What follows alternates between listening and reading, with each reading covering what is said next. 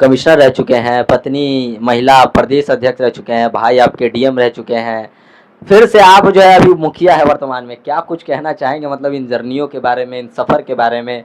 मतलब खास करके आप शिक्षित घरानों में से है, टीचर हैं, उसके साथ-साथ पॉलिटिक्स में आने को लेकर के कैसा रहा सफ़र? देखिए, मैं राजनीति को एक माध्यम मानता हूँ जिसके द्वारा जनता को मैं ज़्यादा काम कर सकता है। मेरा एक स्टूडेंट है, उसका नाम है मनोज, वो आईएएस है। आईएएस है? हाँ, उसका कैडर है मध्य प्रदेश में और उसका घर है बिहार में, और बिहार के वो अपने गांव में वो कोई काम नहीं करवा पा रहे हैं। बहुत करवाए भी हैं तो बहुत छोटा काम करवाएं। एक यहीं पर एक और आईएएस अधिकारी इसी बगल के पंचायत में, वो बेचारी वो बहुत बड़ी सीनियर रैंक की है, राजस्थान कैडर की है, लेकिन अपने गांव में मात्र एक लाइब्रेरी बनवा पाई, पूरा समग्र विकास नहीं करवा पाई। मुझे सौभाग्य मिला है कि मैं अपने गांव को समग्र विकास के रास्ते पर ले जा पाया हूं। ये हर लोगों के लिए संभव नहीं हो पाया, तो मैं इसमें अपनी संतुष्टि पाता हूं कि ठीक है, मैंने जहाँ जहाँ रहा, जैसे मैं केंद्रीय सतर्कता आयोग में कमिश्नर रहा, कारगिल के टाइम में मैं निदेशक के तौर पे था, मैं रक्षा मंत्रालय में विभिन्न जगहों पे काम किया, हर जगह काम अच्छा किया और बड़ी इज्जत के साथ मैंने नौकरी की। बड़ी इज्जत के साथ मैं ईमानदार अधिकारी की छवि के साथ ही कोई आदमी केंद्रीय सतर्कता आयोग में जा सकता है। ईमानदारी से काम किया और ईमानदारी से मैं बाहर हूँ। लेकिन मैं इतना ज़रूर कह सकता हूँ कि मुझे संतुष्टि उस समय मिलती थी, अभी मुझे संतुष्टि इसलिए मिलती है कि मैं अपने क्षेत्र के लोगों के लिए कुछ कर पा रहा हूँ, जो कि मैं सामान्यतः कहीं और जॉब करता तो उतना मैं इस क्षेत्र के लोगों के लिए नहीं कर पाता। अभी भी आप देखिए कि अभी इसके बाद 3-4 महीने बाद चुनाव हो जाएंगे, तो मेरा प्लान ये है कि मैं इस क्षेत्र में इंस्टीट्यूट की तरह मैं काम करूँगा, फ्री ऑफ कॉस्ट पढ़ाऊँगा। फ्री में बच्चों को पढ़ाएंगे?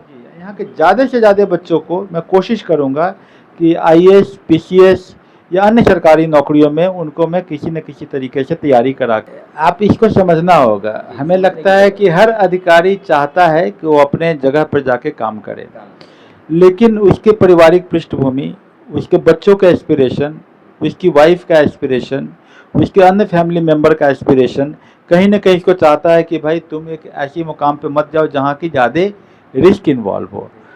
लेकिन मेरे साथ एक खुशकिस्मती हुई कि मेरी माँ है 99 ईयर ओल्ड, 99 करीब करीब हो रहा उनका ईयर, वो भी मेरे साथ खड़ी रहती है कि नहीं आप अच्छा कर रहे हो, ज़िंदगी में सब कोई कुछ मुकाम हासिल करने आता है और आपकी एक बड़े उम्मीद है। मेरी पत्नी है, उसने खुद से रास्ता बनाया, मेरे बच्चे हैं वो खुद से हमको हौसला अफजाई करते हैं, तो एक अच्छा परिवार होने के कारण ही मैं एक कदम उठा पाया हूँ। ऐसा संयोग सबों के साथ शायद नहीं हो पाता होगा, चाहते तो सभी होंगे जी। अच्छा, आप जो है पूर्व में कमिश्नर रह चुके हैं, पत्नी अभी राजद से इलेक्शन लड़ रही है, रितु जायसवाल वो नाम है जो परिवार के साथ-साथ समूचा बिहार जानता है उनको, है ना? मुझे लगता है कि चंद ऐसे लोग होंगे जो उनके चेहरे से वाकिफ़ नहीं होगा। इस बार विधानसभा का चुनाव है और चुनावी सरगर्मियाँ काफ़ी तेज़ हो गई है। आप कुछ आम आवाम को मैसेज देते हैं? देखिए, ये आप जो उंगली है ना, इस उंगली को आप जाति और पार्टी में मत बांटिए, मत बांटिए। आप इस उंगली जो है आपका भविष्य है। अगर आज से 30 साल पहले जो 6 इलेक्शन हुआ है, 30 साल में 6 इलेक्शन हुआ, लोगों ने अपनी उंगली का इस्तेमाल किया होता तो आज पानी के लिए दर बदर नहीं भटकते होते। तो उंगली का इस्तेमाल कहीं ना कहीं गलत हुआ है या आपके सामने गलत चॉइस आए हैं, गलत चॉइस में आपके सामने विकल्प नहीं रहा हो।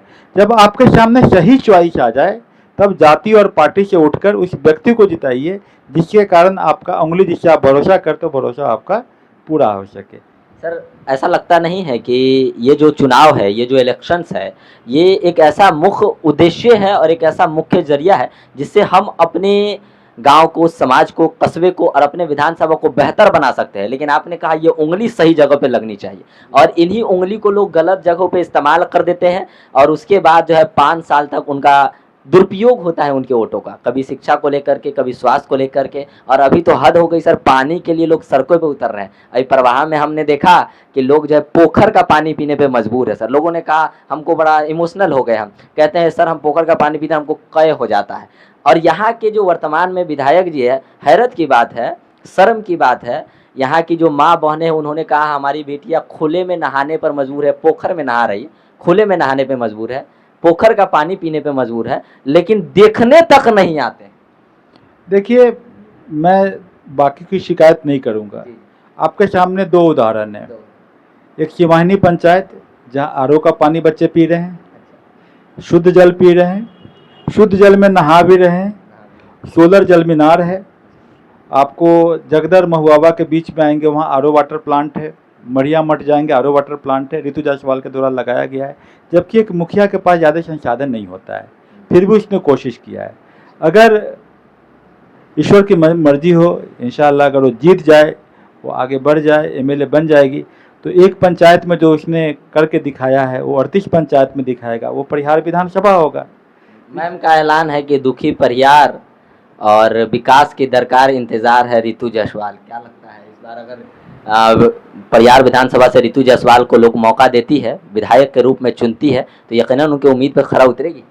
ऋतु Jaiswal always has proved herself to the test of the time, to the test of the aspirations of the people। लोगों की भावनाओं पे उतरी है, लोगों की आकांक्षाओं पे उतरी है।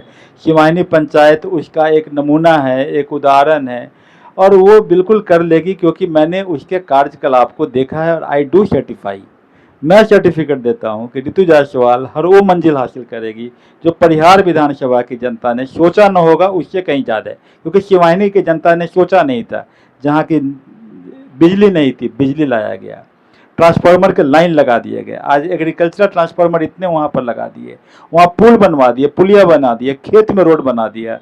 वो खेत में रोड बन गई? जी हाँ, खेत में, वहाँ पर 3 खेतों में रोड बने। वाह, क्या बात। वहाँ पर जब ऋतु जायसवाल एक पंचायत को बदल सकती है, तो एक विधानसभा को भी बदल सकती है। दिक्कत यही है कि यहाँ के लोग प्राथमिक पाठशाला, मुखिया की पाठशाला में आके अपने को प्रूफ नहीं करते हैं, और सीधे हेलीकॉप्टर से उड़ के विधायक का एमपी बनने का ख्वाब देखते हैं। पहले आप प्रूफ करें, गांव को ठीक करो, फिर एक पंचायत को ठीक करो, उसके बाद सीढ़ी दर सीढ़ी चढ़ के आप हाई स्कूल की तरह आप एमएलए बनो, फिर कॉलेज की तरह आप एमपी बनो। तब आप कह सकते हो कि हाँ, हमने जो है सभी चीज़ों को मुकम्मल तैयारी करके दिखाया है जनता को। दिक्कत यही है कि राजनीति की पाठशाला में कखहारा नहीं पढ़ते हैं, पीएचडी करने चले जाते हैं। यही तो हमारे देश का दुर्भाग्य हो गया है। तो ज़रूरत इस बात की है कि अब इस परियार विधानसभा के जनता को सोचने की ज़रूरत है कि जो कखाड़ा पढ़ने वाले उन नेताओं को जिताने की ज़रूरत है, या फिर जो ऑलरेडी एक्सपीरियंस एजेड है, जो अनुभवी लोग हैं, जो वाकई में आपके विकास की बात करते हैं और वो करेंगे, और जहाँ पर उनको मौका मिला उन्होंने मिसाल कायम किया है। तो अब वह आप लोगों के ऊपर निर्भर करता है कि आप इस बार किनको चुनेंगे, है ना।